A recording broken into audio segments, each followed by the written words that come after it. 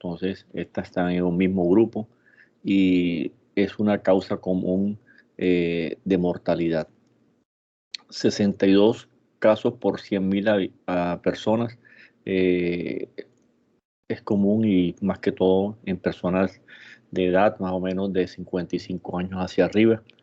Y el TEP ha doblado la incidencia en la última década.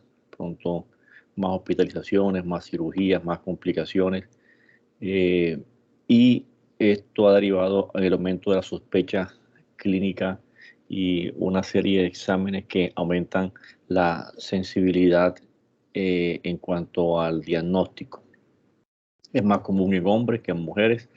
Tiene una mortalidad muy alta. Miren que más o menos 100.000 personas mueren en Estados Unidos por esta patología y en Europa 300.000. Y aunque últimamente la mortalidad ha disminuido un poco, los costos son importantes, así como en falla cardíaca, en infarto. Son más de 27.000 millones de dólares en Estados Unidos en un año por todas estas complicaciones, exámenes, etcétera.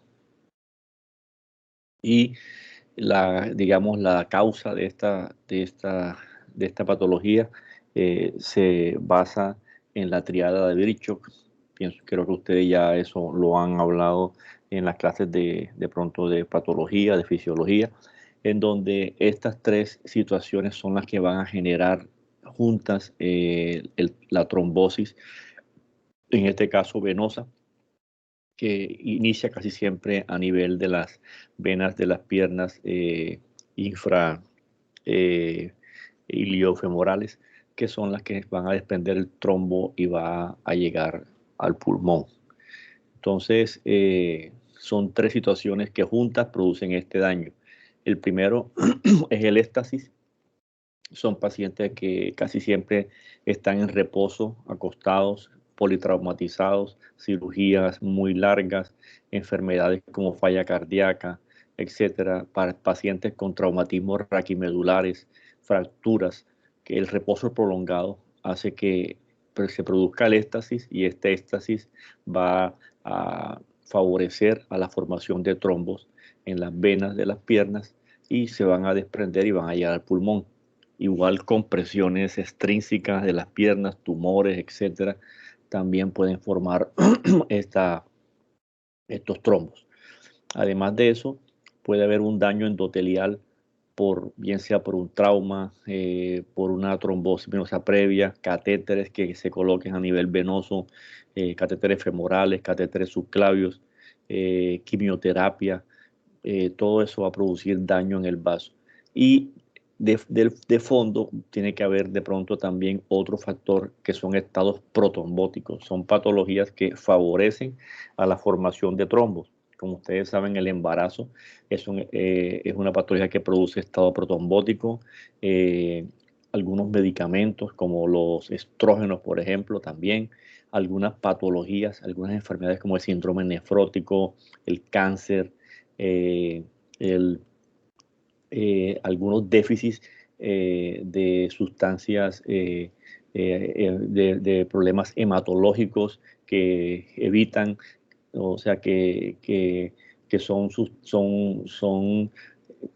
producen fibrinolisis, pero en este caso hay ausencia de esta deficiencia, como es el factor 5 de Leydig, la deficiencia de antitrombina 3, la deficiencia de otros factores, el cáncer, como ya dije, y todo esto va a generar formaciones de estados protrombóticos que, junto con el éxtasis y el daño endotelial, van a producir el trombo. Como les dije, el trombo es más común que se presente a nivel de las arterias iliofemorales, o sea, serían suprapopliteas. Las infrapopliteas son menos frecuentemente afectadas y rara vez producen, digamos, embolismo pulmonar. Las que más embolizan son estas, las que son las iliofemorales, las proximales, y el 30% de las trombosis profunda presentan un TEP sintomático, o sea, un tromboembolismo pulmonar sintomático. Algunos se extienden y la gran mayoría son sintomáticas. En cambio, las distales se originan, como les dije, en la pantorrilla. Algunas, la gran mayoría ceden y se lisan espontáneamente. Muchas de ellos son asintomáticas y algunas de ellas no ameritan, digamos, manejo anticoagulante prolongado, a no ser que cumplan unos criterios de extensión hacia las venas suprapatelares.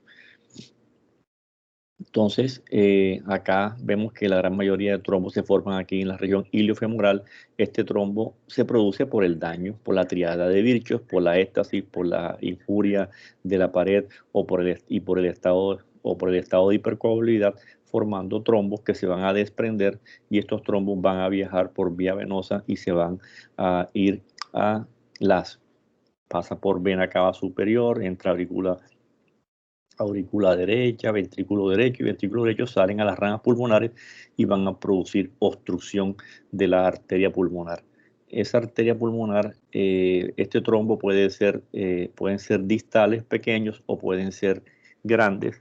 Cuando estos trombos son grandes y ocluyen acá más del 50% de la luz del vaso de la arteria pulmonar, va a producir entonces un compromiso hemodinámico, porque se va a aumentar, digamos, la poscarga acá a la salida de sangre de la arteria pulmonar hacia la periferia de los pulmones. Esto hace que el paciente entre en una falla cardíaca derecha, y este paciente puede llevar a la muerte. Recuerden que las cavidades derechas entran acá, después llegan a la aurícula izquierda es la que da la precarga al izquierdo, y al no pasar sangre de las arterias pulmonares hacia las venas pulmonares y hacia el ventrículo izquierdo, va a bajar la precarga, el paciente va a tener shock y puede llevar al paciente a la muerte. Entonces, es muy importante saber que esta enfermedad tiene una alta mortalidad, especialmente cuando los trombos son masivos y el paciente no alcanza ni siquiera a llegar a la clínica. Aquí tenemos, digamos, el trombo va viajando y ocluyó casi más del 50% del vaso de la arteria pulmonar. Esto entonces va a generar digamos, un infarto pulmonar. Aquí hay infarto pulmonar. Esto produce un dolor en punta de costado que aumenta con la inspiración, aumenta con la tos, taquipnea, taquicardia. Y a nivel del pulmón, entonces se pierde toda, digamos, la perfusión, no llega, digamos, sangre al alveolo. Igual la isquemia de ese pulmón produce alteración, la producción de surfactante va a producir entonces unas atelectasias y hay un espacio muerto, y el paciente ahí no hace intercambio de oxígeno, y por eso uno de los síntomas, uno de los hallazgos a los gases arteriales es la hipoxemia con la hipercamia, porque el paciente hiperventila, con la hipocamia, perdón, baja el CO2 porque el paciente hiperventila debido a que tiene una falta de oxigenación en esta parte del corazón. Entonces hay hipoxemia con una disminución en el CO2. Son los hallazgos característicos en los gases arteriales del tromboembolismo pulmonar. Entonces aquí vemos cómo aumentó la presión acá pulmonar y retrógradamente el paciente va a presentar aumento en la presión de cavidades derechas y posteriormente baja precarga en el izquierdo, produciendo el shock característico. Acá lo podemos ver mejor, vemos cómo se aumenta la poscarga en el ventrículo derecho. Ese ventrículo derecho se dilata, se produce, y además de eso produce una insuficiencia tricuspidia, o sea, se tricuspidiza y pasa entonces la sangre del ventrículo derecho a la aurícula derecha. Va a producir activación neurohormonal, va a producir isquemia del ventrículo derecho, afecta la contracción del ventrículo derecho, baja la carga, el gasto cardíaco del ventrículo derecho, por ende afecta el llenado o la precarga del izquierdo, baja el gasto cardíaco, baja la presión sistémica, presión coronaria, y el paciente puede llevar entonces a esto a un shock obstructivo y va a llegar a la muerte. Recuerden que hay shock cardiogénico, shock séptico, shock hipovolémico, shock obstructivo es el otro, el que se produce por un embolismo pulmonar. Entonces, en cuanto a la clínica, El dolor es un dolor característico, es un dolor que se presenta en punta de costado. ¿Por qué? Porque hay una, como les mostré acá en la gráfica, lo que duele acá el tromboembolismo pulmonar es la isquemia y el infarto pulmonar, que va a producir entonces una inflamación tanto de la pleura visceral como de la pleura parietal. Y recuerden que la pleura parietal es la que está inervada. Al haber una pleuritis por la misma sangre por la irritación química que produce esto y la isquemia, el paciente irrita la pleura parietal, que es la que duele. Puede haber derrame pleural también, y el paciente va a tener entonces un dolor en punta de costado que aumenta con la expiración, aumenta con la tos. Es un dolor súbito, punzante. Además puede tener tos y, como les dije, taquipnea. Eh, los síntomas, además de la disnea, puede tener hemoptisis. ¿Y por qué es la hemoptisis? Porque también va a producir acá, como les digo, un infarto pulmonar, el cual va a drenar a los bronquios y va a llevar a hemoptisis en algunos de los casos. En cuanto a los exámenes paraclínicos, pues los exámenes de laboratorio se toman buscando ver si hay algún cuadro de hipercoagulabilidad, etcétera, algún problema a nivel de la coagulación. Y el electrocardiograma, la plaquita de tórax, el angiotat de tórax son los exámenes que se hacen de rutina. Entonces, primero tomamos el electrocardiograma, vamos a ver que hay unos hallazgos muy importantes en el electro que no son específicos, pero que orientan al diagnóstico. Lo que más se encuentra es la taquicardia sinusal. Eso es lo más frecuentemente encontrado en un electrocardiograma. Además, pueden haber, como hay sobrecarga de presión del ventrículo derecho, algunos hallazgos como bloqueo de rama derecha, sobrecarga de presión del ventrículo derecho. Y vamos a ver unos patrones característicos que se encuentran además por la sobrecarga del ventrículo derecho, que ya les voy a mostrar. A nivel de los laboratorios, elevación del dímero D. Recuerden que el dímero D es un examen que detecta productos de degradación del fibrinógeno, y como hay un trombo que se va a degradar, estos productos son captados por este examen y van a estar positivos en el paciente que tiene tromboembolismo pulmonar. Vamos a explicar cuándo se pide dímero D, para qué se pide dímero D y para qué nos sirve ese dímero D para el diagnóstico y manejo de los pacientes, y cómo se interpreta ese dímero D y qué nos dice su positividad o su estado negativo. La plaquita de tórax, vamos a encontrar oligoemia periférica y otros signos radiológicos que vamos a ver a continuación. Entonces, ¿cuáles son los factores de riesgo que nos pueden generar un tromboembolismo pulmonar? Hay factores de riesgo mayores, intermedios o bajos. Entre los más graves son aquel paciente que ha tenido una trombosis venosa profunda o un tromboembolismo pulmonar previo. Si la causa persiste, el paciente puede repetir entonces el tromboembolismo. O sea que si tengo un paciente con una sospecha de un tromboembolismo pulmonar y en los antecedentes ya hay una antecedente de que el paciente sufrió esta patología o que tuvo una trombosis venosa profunda o algo relacionado con esto, la posibilidad de que tenga nuevamente el mismo cuadro clínico es muy alta. Estos pacientes que tienen fractura de cadera, fracturas de pierna, que son por traumatismo o por cirugía y que quedan en reposo en cama más de 3 días, eso tienen alto riesgo de producir embolismo pulmonar. De estos pacientes, en algunas situaciones, se les da tratamiento profiláctico anticoagulante para evitar, digamos, la formación de trombos en el intraoperatorio y postquirúrgico. Prótesis de rodilla, cirugía mayor general en los últimos 3 meses, un politraumatismo, especialmente en lesiones medulares, raquimedulares, o una inmovilización en más de 48 horas en el último mes.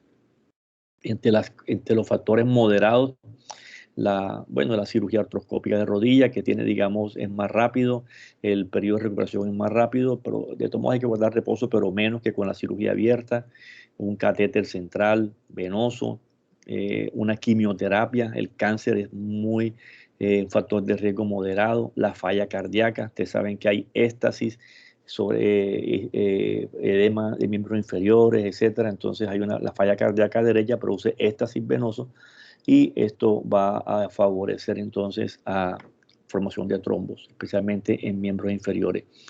La terapia hormonal, pacientes que toman estrógenos anticonceptivos, el cáncer es muy importante, un factor de riesgo muy importante, y si el cáncer, digamos, en algunos cánceres pueden ser curables, otros no lo son, y si el cáncer no es curable y el paciente tiene trombosis venosa profunda y tromboembolismo pulmonar, seguramente va a requerir el tratamiento de manera indefinida, porque si el cáncer no cede, o no se cura o no se controla, el paciente sigue con el riesgo de producir esta patología. El ACV con isquemia, que están en cama, el embarazo es un factor de riesgo importante, la trombosis venosa profunda previa y también algunas patologías por hematología que ustedes van a ver que favorecen a la formación de trombos y que son daños ya congénitos en los factores de fibrinolisis de la sangre, como son el déficit de antitrombina 3, el déficit de proteína C, proteína S, mutación de protombina, mutación del factor 5 de Leiden y otras patologías que van a ver en lupus, que son el anticoagulante lúpico y el sistema antifosfolípido. Estos son factores que favorecen a la hipercoagulabilidad y hay que descartarlas en aquellos pacientes que tienen tromboembolismo pulmonar y que uno no le encuentra, digamos, la causa de haber formado estos trombos. No tienen nada de cirugía, no toman ningún medicamento, no toman estrógenos ni nada. Y el paciente de repente hace un TEP, le puede repetir de pronto otra vez y hay que buscar siempre y descartar problemas hematológicos de base que pueden ser la causa de esta patología. Si esto se genera o se diagnostica, ya este paciente tiene que tomar anticoagulantes de por vida. Y vamos a ver que en el caso de la trombofilia, que son estas causas, el anticoagulante va a ser diferente, va a ser la warfarina, a diferencia de las otras patologías que se pueden utilizar mejor los anticoagulantes directos, como también se usan en la fibrilación auricular, que tienen menos riesgo de sangrado y son tan efectivos como la warfarina. Factores de riesgo débiles: reposo en cama más de 3 días, viajes largos, un viaje a la China en avión, un paciente puede tener un embolio pulmonar en ese caso, obesidad, venas varicosas, tabaquismo. Entonces, en cuanto a los síntomas que presenta el paciente, uno de los síntomas más frecuentes es la disnea de reposo. Es una disnea súbita con el dolor, que es un dolor tipo pleurítico en punta de costado, la taquipnea, la tos, hemoptisis, taquicardia. Miren que la taquicardia es el signo más frecuente que se presenta en el tromboembolismo pulmonar, 100%, ortopnea, puede estar ingurgitado por la falla cardíaca derecha, y a la auscultación, como hay hipertensión pulmonar, puede haber reforzamiento del componente pulmonar del segundo ruido, síncope. ¿Por qué síncope? Porque ya les dije que hay una obstrucción al tracto de salida pues, de la arteria pulmonar, no llega sangre de retorno hacia las aurículas, baja la precarga y el paciente va a tener un llenado disminuido y va a haber un síncope en estos casos, y puede haber una falla cardíaca derecha en el caso que este cuadro sea crónico y ya falle el ventrículo derecho por la gráfica que les mostré, y el paciente va a tener edema de miembros inferiores, hepatomegalia, ingurgitación yugular. Entonces, para el diagnóstico de el tromboembolismo pulmonar, ya hemos visto varios scores en diferentes patologías, como el score de Grace, el score de TIMI. Acá, cuando hablamos de enfermedad coronaria, de infarto, también acá vamos a hablar de criterios de Wells. Estos también también vimos los criterios para ver riesgo cardiovascular. Todas estas cosas se buscan en los teléfonos inteligentes. Usted pone en la tienda de Apple, en la otra tienda de los otros celulares.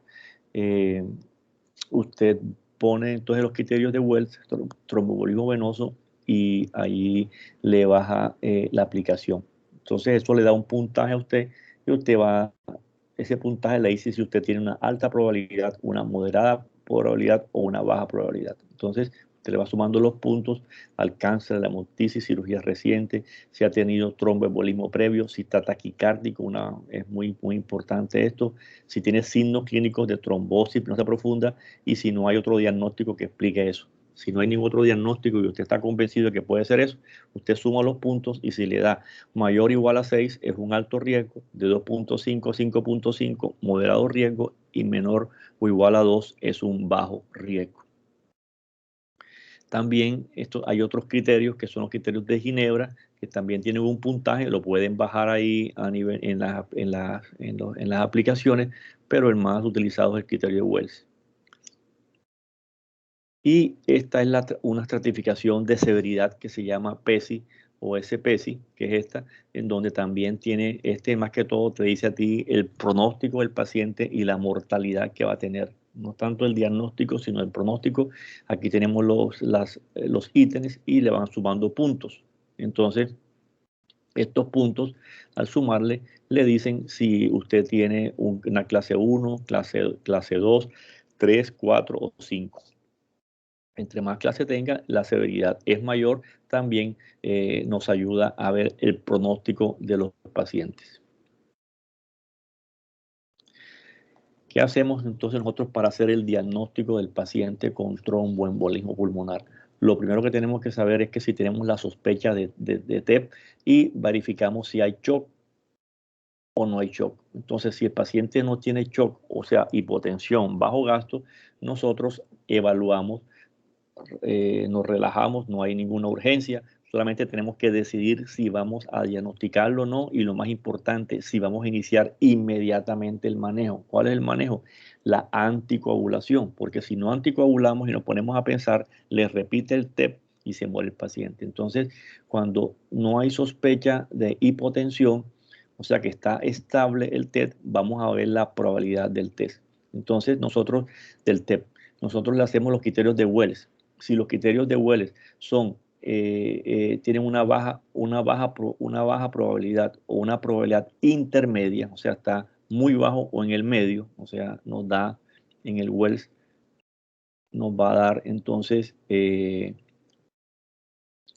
un puntaje entre 2.5, 5.5 o menor de 2 o de 2.5 a 5.5, o sea, moderada o baja. Si hacemos el puntaje y nos da esto, entonces nosotros, ¿qué tenemos que hacer con el paciente? Tenemos que hacerle un dímero D a este tipo de pacientes que me dio la probabilidad intermedia o baja. A ese sí le hacemos el dímero D. Entonces el dímero D, como va a detectar productos de degradación de fibrinógeno, si este dímero D es negativo, nosotros ya le damos salida al paciente y descartamos el tromboembolismo pulmonar. Cabe resaltar que el dímero D tiene un valor predictivo negativo alto, así como las troponinas. ¿Qué quiere decir eso? Que si el dímero D es negativo, estamos completamente seguros que el paciente no tiene embolismo pulmonar. Si el dímero D es positivo, puede que tenga tromboembolismo pulmonar o puede que tenga otras patologías. Puede ser asociado a la edad, asociado al cáncer, asociado a un trauma, a una cirugía previa, porque han tenido trombos en una cirugía, a un ACV, a muchas cosas. O sea, entonces el dímero D positivo no es sinónimo de tromboembolismo pulmonar. Entonces aquí lo utilizamos es para descartar. Repito, si la probabilidad es baja o intermedia, allí le tomamos el dímero D. Si el dímero D es negativo, como la probabilidad está así como dudosa, de baja intermedia, ya ese dímero D negativo nos descarta todo y le damos salida al paciente. Si el dímero D es positivo, lo hospitalizamos y le mandamos el AngioTAP.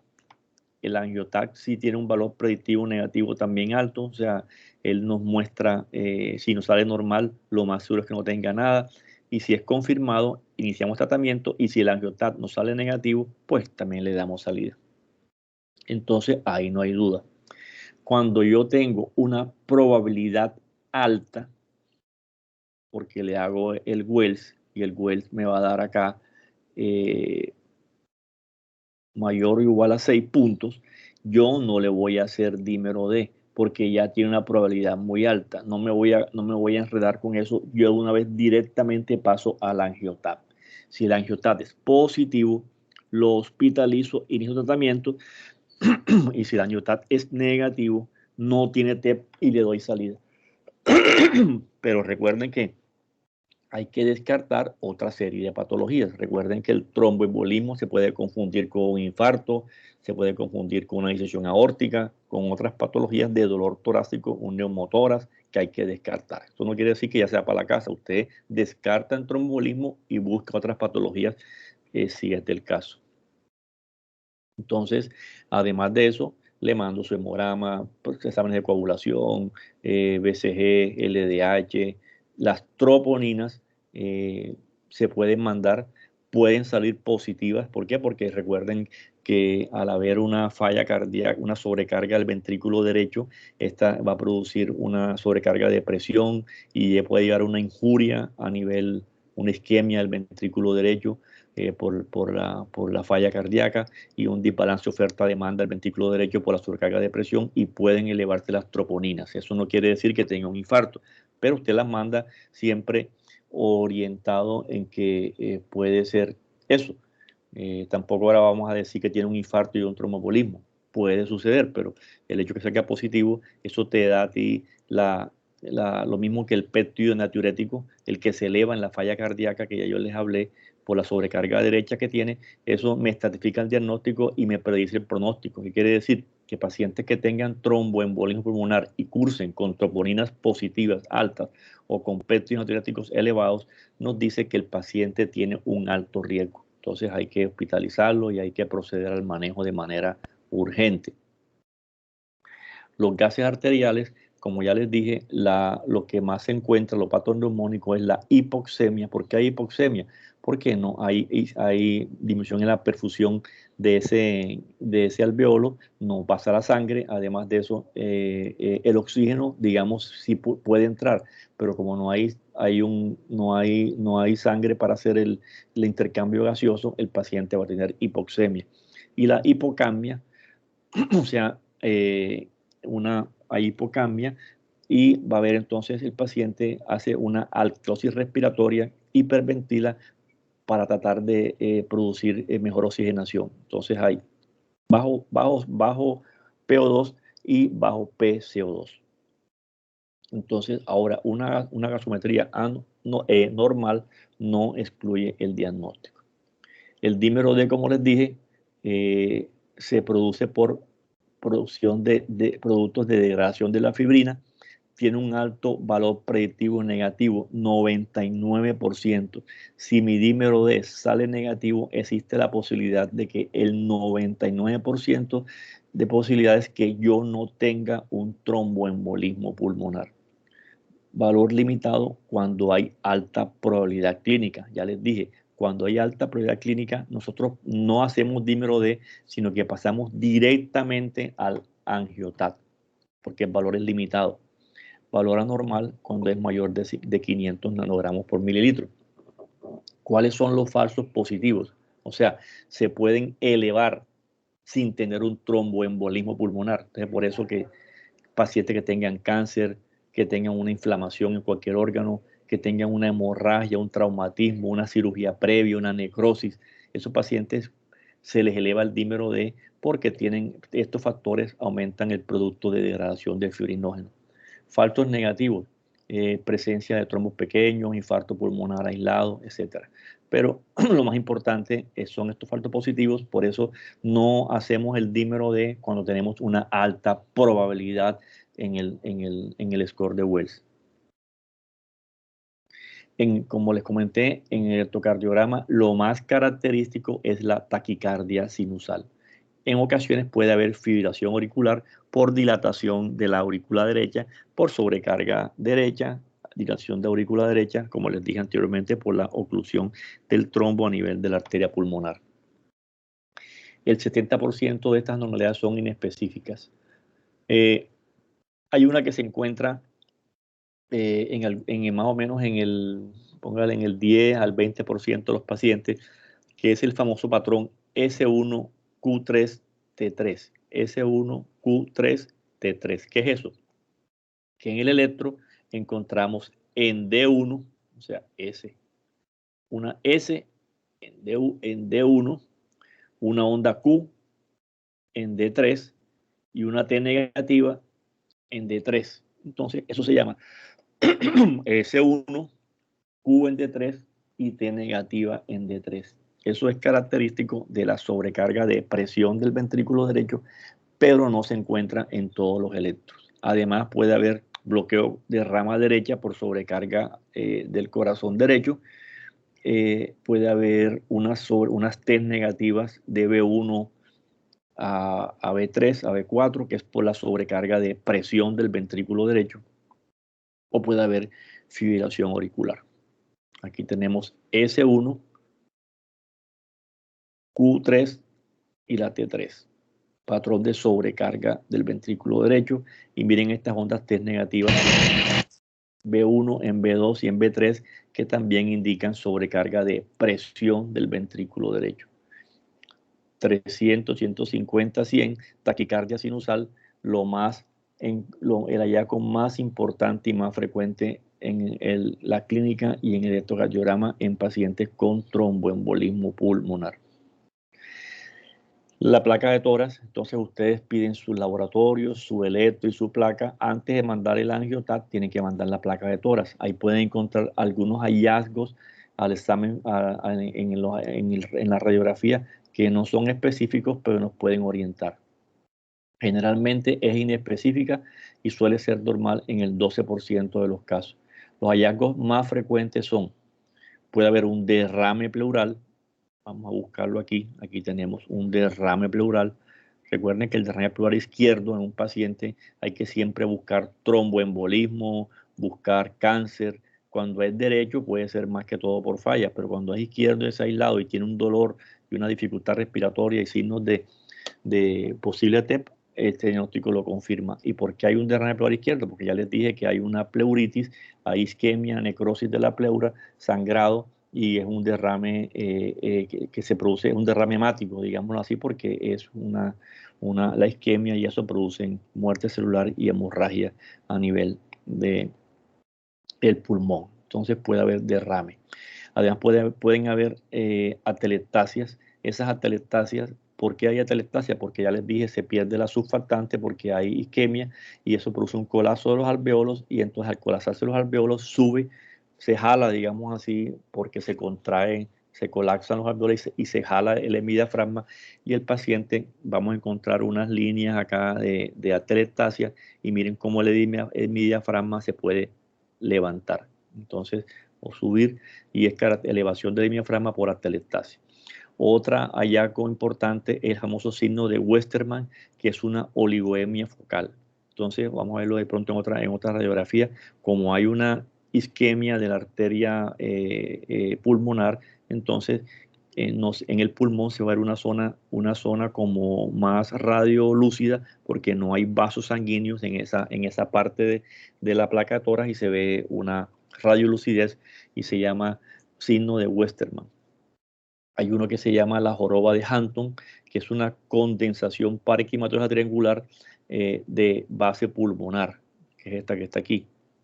Entonces es una lesión triangular, la base es hacia afuera, hacia la pleura, este es el vértice y eso se debe a infarto pulmonar. Aquí se tapó la arteria y va a producir toda esta cosa que es ya la necrosis.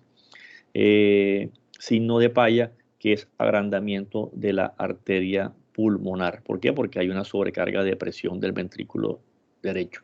Signo de Westermann, miren que aquí pues hay que ponerle un poco de fe. Aquí se ven los vasos, pero aquí se ve como una zona más clarita, entonces aquí no se ve como amputado los vasos por el trombo.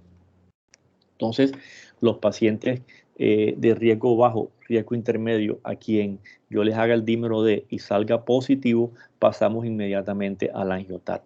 Y a los pacientes que tienen una alta probabilidad por el score de Wells, directamente pasamos al angiotat pulmonar. Este es muy sensible y muy específico. Mira que tiene una especificidad del 94% y un valor predictivo negativo del 99%. Quiere decir que si me sale negativo, existe la posibilidad de un 99% que no tenga tromboembolismo pulmonar. Es rápido, asequible, tiene el problema de que utiliza medio de contraste. Entonces, estos medios de contraste, como ustedes saben, son nefrotóxicos y hay que siempre hacer función renal para valorar, cómo está la función renal. Y si está elevada, pues hay que manejar eso, hay que colocarle líquidos, hablar con nefrología, verificar riesgo-beneficio, porque este medio contraste podía llevar al paciente a una falla renal, y puede agudizar la falla renal y puede llevarlo a diálisis. Entonces hay que valorar bien eso. Además, tiene radiación ionizante, pacientes embarazadas, hay que verificar riesgo-beneficio y mirar en qué etapa de la gestación se encuentra. Entonces es importante tener en cuenta eso. Y acá vemos entonces el angiotat. Ya le dije que si es negativo, casi tiene un valor predictivo negativo del 100%. O sea que si sale negativo, no tengo nada. Y aquí podemos ver las imágenes. Miren acá, esto es un corte. Esta es la aorta ascendente, la aorta descendente, pulmón izquierdo, pulmón derecho, esternón, columna, y vemos acá la arteria pulmonar rama derecha, rama izquierda, y este es defecto de llenado que tienes acá. Esto es un trombo que se encuentra acá en la rama pulmonar izquierda. Lo mismo acá. Y miren acá también en la rama pulmonar derecha hay otro trombo, y acá estos son varios trombos de efectos de llenado secundario a esto es un angiotat, el cual se descarta TEP si es normal. Ya les dije. Acá nuevamente otras imágenes más claras. Miren acá un trombo, varios trombos de este lado, aquí hay otro. Y miren esto, un trombo en silla de montar, en donde hay compromete tanto la rama pulmonar derecha como la rama pulmonar izquierda. Entonces puede ser un trombo, entre más oclusión tenga de las ramas pulmonares, producen trombos oclusivos que pueden llevar al paciente a un shock obstructivo, y el paciente requiere un manejo rápido, como vamos a ver ahora, para tratar de sacarlo de esto, porque ahí tiene ya una alta mortalidad. Y como les dije, muchos de ellos no alcanzan a llegar al hospital por ser unos trombos masivos que lo ocluyen todas las ramas pulmonares. Nosotros también podemos hacer al paciente el ecocardiograma. Digamos que el ecocardiograma se hace más que todo en unidades de cuidado intensivo, cuando el paciente tiene una sospecha de un tromboembolismo pulmonar, y en ese momento nosotros no podemos, digamos, movilizarlo y llevarlo al servicio de radiología para hacerle un angiotat, porque como ustedes saben, esta, esta estos pacientes van a estar, la gran mayoría, inestables. Algunos pueden estar intubados y en UCI con patologías muy crónicas, específicamente ahora en la época de COVID. Ustedes saben que el COVID genera mucho tromboembolismo pulmonar, entonces son pacientes que están graves, intubados.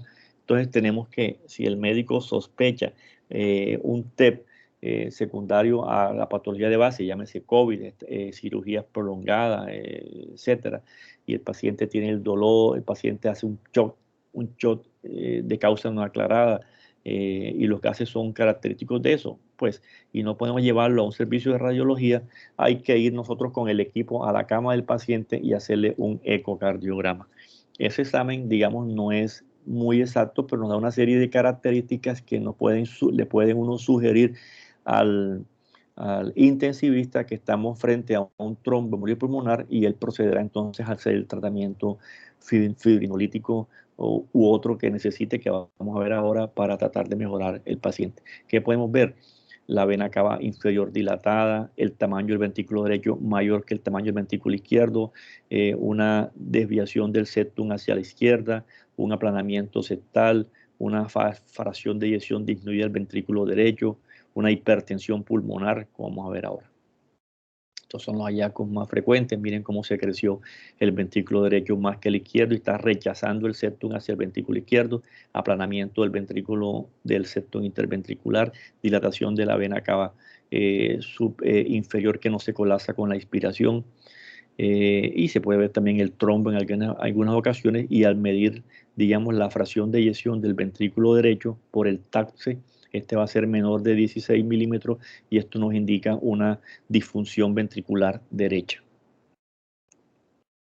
Acá podemos ver las imágenes de un ecocardiograma. Miren que este es el ventrículo izquierdo, ventrículo derecho, aurícula izquierda, y miren cómo está rechazado el septum hacia las cavidades izquierdas y el ventrículo derecho está más grande que el izquierdo, siendo lo normal lo contrario. Lo mismo, la aurícula derecha se ve más grande que a la izquierda por sobrecarga de presión del ventrículo derecho, y acá tenemos una insuficiencia tricuspidia por el Doppler color, que esto nos indica hipertensión pulmonar. Entonces, con estos hallazgos, al comentarle estos hallazgos al intensivista, él va a proceder entonces a realizar un manejo farmacológico o intervencionista para tratar de, digamos, lisar el trombo o extraer ese trombo si no está produciendo mucho compromiso hemodinámico.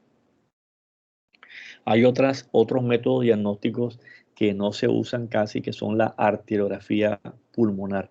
Este es el, digamos, el examen patrón de oro, en donde nosotros lo llamamos a cateterismo derecho, inyectamos medio de contraste en la pulmonar y vamos a ver la obstrucción. Pero es un examen que no se usa, primero porque necesita energía produce radiación. Segundo, va a producir se aplica mucho medio de contraste, y recuerden que ese medio de contraste es muy problemático para la función renal, entonces no lo usamos casi. Eso ya no se usa, el angiotac, digamos, ya lo reemplaza. Hay un examen que se llama la gammagrafía ventilación-perfusión, que vamos a ver ahora algunos resultados, algunas imágenes. Esto usa medicina nuclear, o sea, vamos a valorar la perfusión y la ventilación. Entonces, si hay un tromboembolismo pulmonar, encontramos que la ventilación va a estar normal porque digamos que el paciente inicialmente le puede llegar el oxígeno al alveolo, pero no le llega la sangre. O sea, hay trastorno en la ventilación, perfusión, que posteriormente va a afectar los dos parámetros. Esto lo hace medicina nuclear, y ahora vamos a ver cuál es su indicación. Aquellos pacientes que tengan alergia al medio de contraste, pacientes embarazadas, por ejemplo, este sí no está contraindicado el embarazo, pero sí el angiotat porque es energía ionizante. Y la resonancia es otro estudio que no es muy importante. Aquí tenemos la gammagrafía ventilación-perfusión. Vemos acá cómo se ve la perfusión normal de este pulmón. Y esto más que todo se recomienda para descartar TEP en casos de una arteriografía normal. O sea, cuando hay dudas, se puede pedir este examen. Vemos acá cómo hay hipoperfusión aquí en el ápice pulmonar derecho. Entonces vemos cómo se ve la hipocaptación en la gammagrafía pulmonar. Y la angiografía, miren que inyectamos medio de contraste directamente en la pulmonar y miren cómo se ven los defectos de llenado. Esto genera mucha carga de material de contraste y por eso preferimos mejor el angiotat. Aquí es un defecto de llenado en la arteria pulmonar derecha. Entonces, el paciente, vemos cómo está, si está estable o inestable. Cuando hay hipotensión menor de 90 de sistólica, el paciente está inestable, hay que iniciar rápidamente el manejo, colocarle oxígeno, colocarle líquidos, en el caso que esté hipotenso, y iniciar la anticoagulación. Cuando un paciente está estable, quiere decir, tiene un tromboembolismo pulmonar, ya le hice el diagnóstico, pero tiene buena presión, no está chocado, el paciente se le inicia entonces los laboratorios, se le inicia la anticoagulación. Esa anticoagulación vamos a ver que tiene un periodo, puede ser de 3, puede ser de 6 meses o puede ser indefinida. ¿Cuándo se utiliza en 3 meses? Cuando ya yo estoy seguro que la causa de ese tromboembolismo pulmonar fue provocada o ese término ya está cambiando y creo que ese término ya cambió en la última guía que yo les pasé. Hoy en día se llama como de causa, o sea, de como de causa aclarada o reversible. Por ejemplo, si yo tengo un paciente que tuvo un accidente de tránsito, estuvo hospitalizado en la clínica de fractura, tuvo una fractura de la cadera, lo operaron, lo enyesaron, le colocaron la prótesis y estando en su casa presentó el dolor súbito en punta de costado, tos, taquicardia, va a la clínica y yo le diagnostico un tromboembolismo pulmonar porque tiene una alta probabilidad, le hago una angiotatia, es positivo, le inicio el manejo. Ese paciente lo voy a anticoagular por 3 meses porque ya en esos 3 meses ya el ortopedista me le empezó fisioterapia, ya el paciente tiene movilidad adecuada, ese paciente no hay que anticoagularlo más tiempo. Si la causa, digamos, persiste, entonces habrá que dejarlo de pronto 6 meses. Pero hay posibilidad, hay situaciones en donde el paciente presenta el tromboembolismo pulmonar y no encontramos una causa aclarada. No ha tenido un traumatismo, no ha tenido una fractura, no toma medicamentos que produzcan hipercoagulabilidad, no ha tenido traumas, no ha tenido nada y yo no le encuentro, no tiene cáncer. Entonces hay que buscar ya, remitir al hematólogo para, como yo les dije, buscar problemas de trombofilia, deficiencia de proteína C, proteína S, antitrombina 3, deficiencia del factor 5 de Leydig, porque si tenemos y encontramos algo de eso, ya el manejo del embolismo pulmonar con la anticoagulación debe ser de manera indefinida.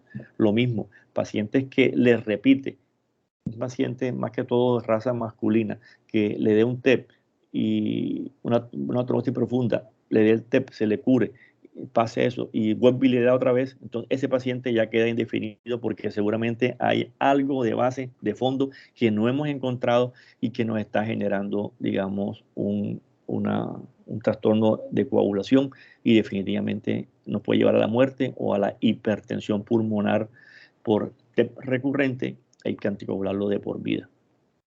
Si el paciente hay que anticoagularlo de por vida o por 3 a 6 meses y tiene una contraindicación, digamos, un cáncer, que tenga un cáncer, por ejemplo, y ese cáncer es producido, por ejemplo, por un cáncer de tumores sólidos, un cáncer renal, un cáncer gástrico, y favorezca mucho a hemorragia de vías digestivas altas, favorezca mucho a sangrado por hematuria, o que tenga un cáncer por una leucemia y tenga las plaquetas por debajo de 50.000, entonces, y tiene tromboembolismo pulmonar, la pregunta, ¿cómo lo anticoagulo? Si está contraindicado en una hemorragia.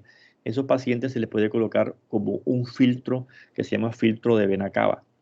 Si el paciente, la causa de ese embolismo es una trombosis venosa profunda recurrente por el cáncer, le pongo un filtro de vena cava que evita que los trombos pasen de las venas femorales a la cava y de ahí pasen al corazón por cavidades derechas. Entonces eso es una, un manejo que se hace. Si el paciente me lleva a mí al servicio de urgencias con un TEP y el paciente está inestable, ¿qué quiere decir? Está hipotenso, está choqueado, ese paciente yo le inicio, digamos, la anticoagulación, pero la anticoagulación sola no va a poder melizar ese trombo que me está ocluyendo más del 50% de la arteria pulmonar. Ese trombo hay que quitarlo a como dé lugar y lo podemos hacer inicialmente con la terapia de reperfusión. Miren que ya hemos visto con esto 3 patologías que se hace reperfusión con fibrinolisis. Vimos el infarto agudo del miocardio, vieron con la doctora Zubiri el manejo del ACV y aquí estamos viendo también el manejo del tromboembolismo venoso, como en este caso cuando hay compromiso hemodinámico o shock. Entonces, Acá tenemos nuevamente, esto ya lo vimos, me llega el paciente con sospecha de TEP sin inestabilidad hemodinámica. Yo le mido la probabilidad por el score de Wells. Si es baja o intermedia, le pido el dímero D. Si el dímero D es negativa, chau para la casa. Si el dímero D es positiva, angiotat. Si el angiotat es negativo, chau para la casa. Y si es positivo, lo hospitalizo y le inicio anticoagulación. Si el paciente tiene una probabilidad alta, no le hago dímero D y lo paso al angiotat. Si el angiotat es negativo, fuera, busco otros diagnósticos diferenciales y si es positivo, manejo.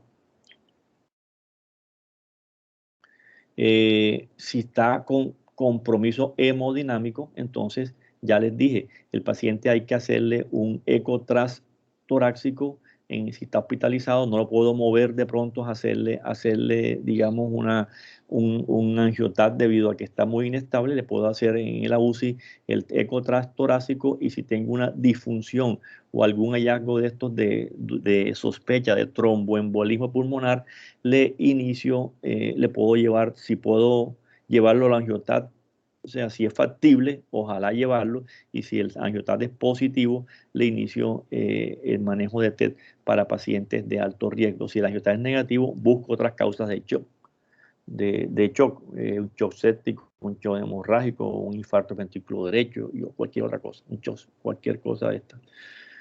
Entonces, ¿cuál es el objetivo? ¿Cómo manejo el paciente? ¿Para qué yo anticoagulo un paciente con TEP? Es muy importante que TEP sospechado, TEP tratado. Entonces, no vamos a decir, vamos a esperar, porque en esa espera se muere el paciente. Entonces, ¿qué hace la anticoagulación? Disminuye el riesgo de propagación del trombo, disminuye el tiempo de recurrencia y disminuye el riesgo de muerte.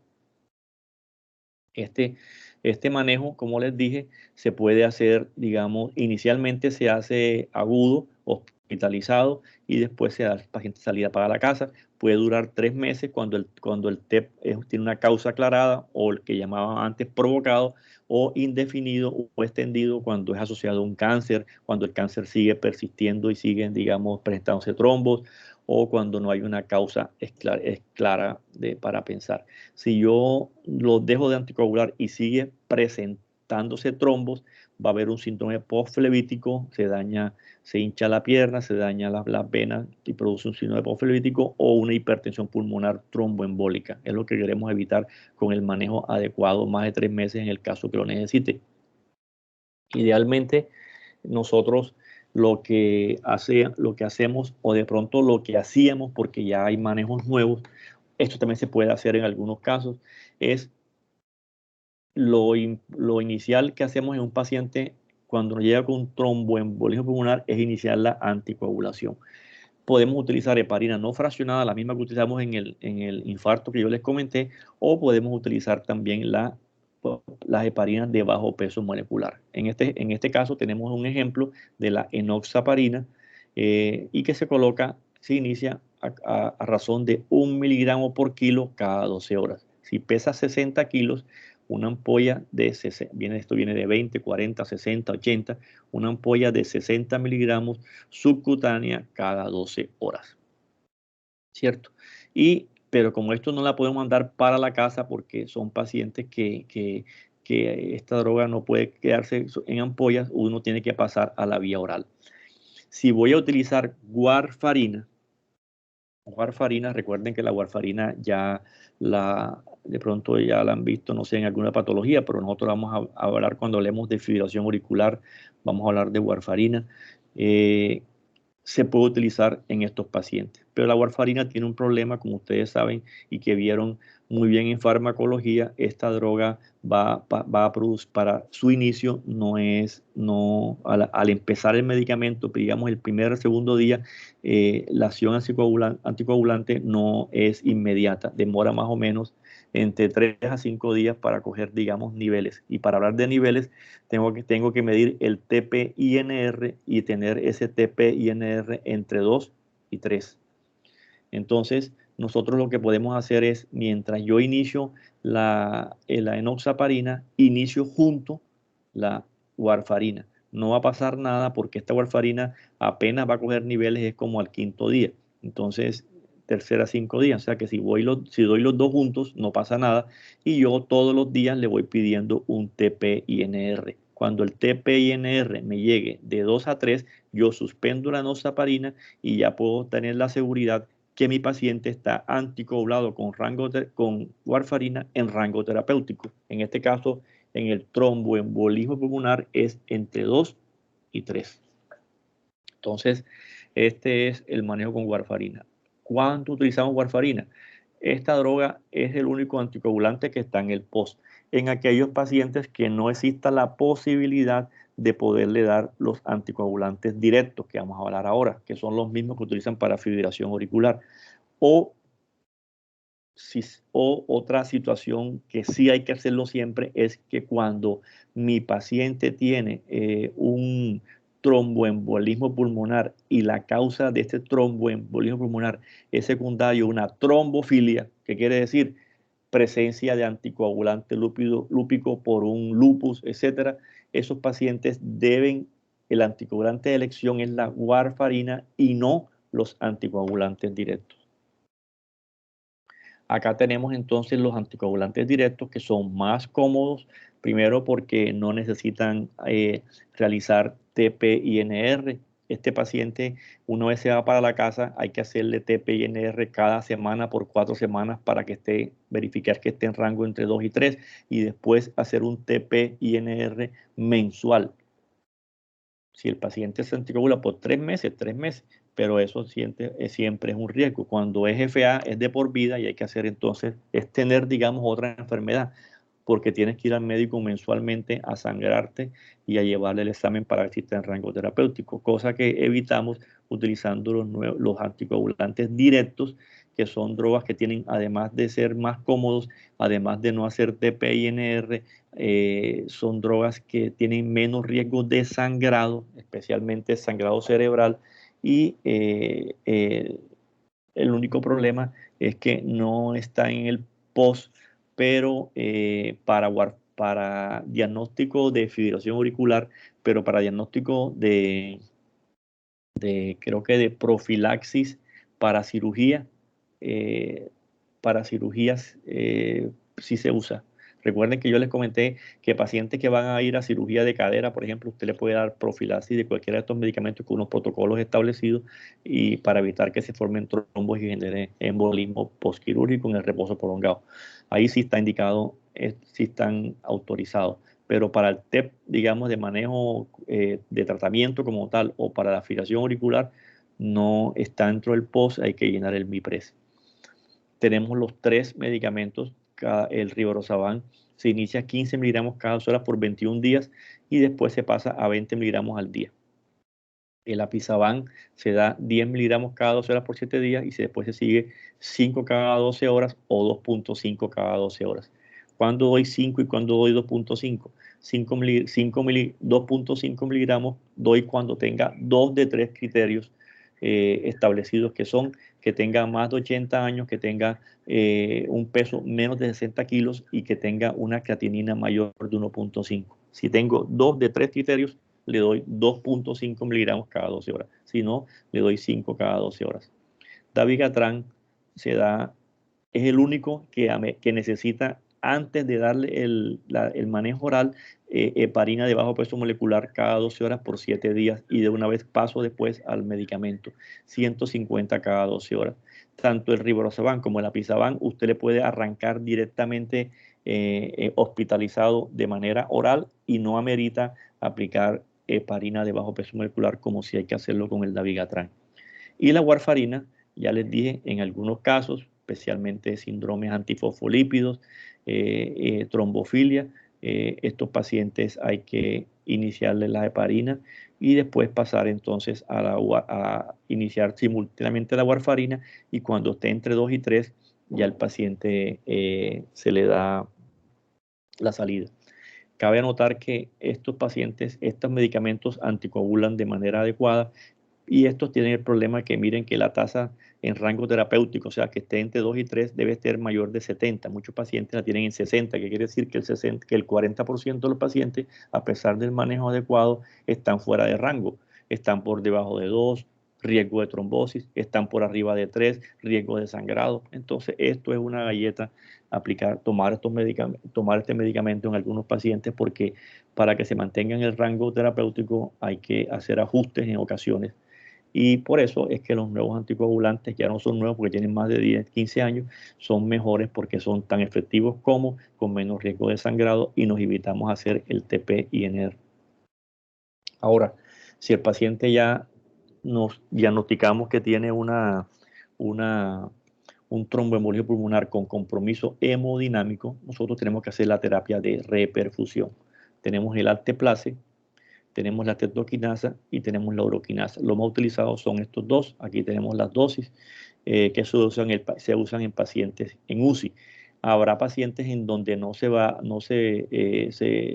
responden a esto, o podemos por hemodinamia llevarlo a un cateterismo y hacer lo que se llama una embolectomía por cateterismo, o a veces embolectomía quirúrgica, operar al paciente y sacarle el trombo cuando son masivos y están en shock y no mejoran con el manejo médico. Esto acá, bueno, vamos a ver, a irnos acá una vez mejor. Recomendaciones, entonces, miren, en la evidencia verde, uno, que siempre hay que hacerlo si no hay contraindicaciones. Se recomienda anticoagulación terapéutica durante al menos 3 meses para todos los pacientes con TEP. Para los pacientes para los pacientes que se recomienda la suspensión de la anticoagulación después de 3 meses, se recomienda la suspensión de la anticoagulación oral 3 meses en pacientes cuando tienen un primer episodio secundario a un factor de riesgo transitorio o reversible. ¿Qué quiere decir?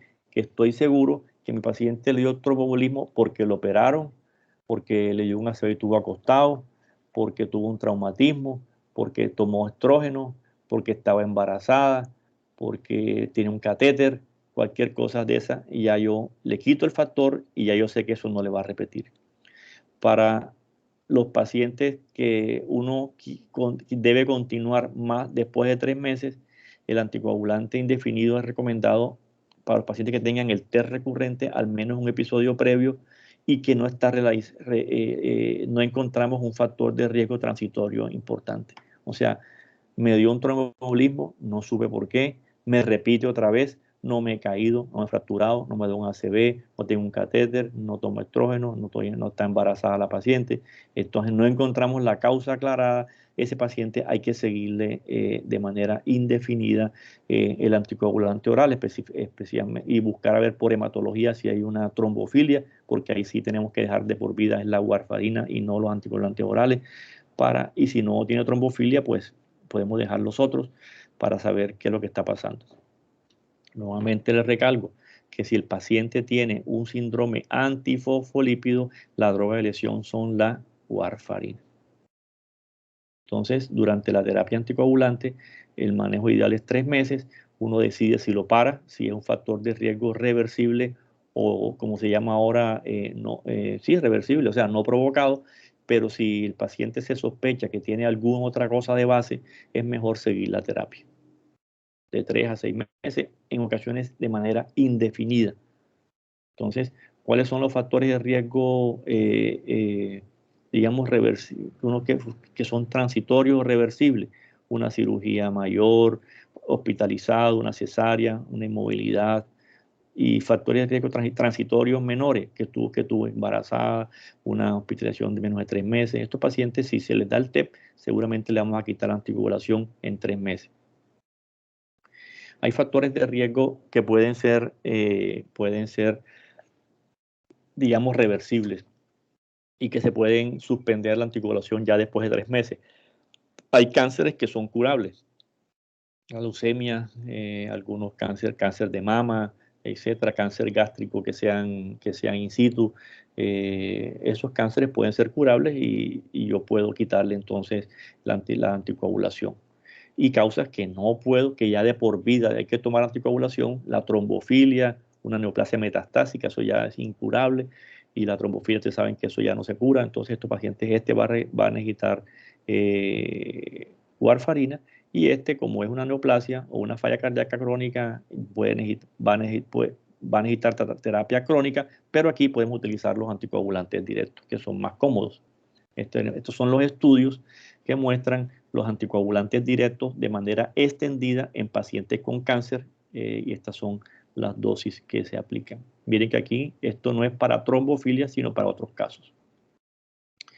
Muy bien, entonces 703, hasta acá dejamos la revisión de trombolio pulmonar. Si tienen alguna pregunta al respecto.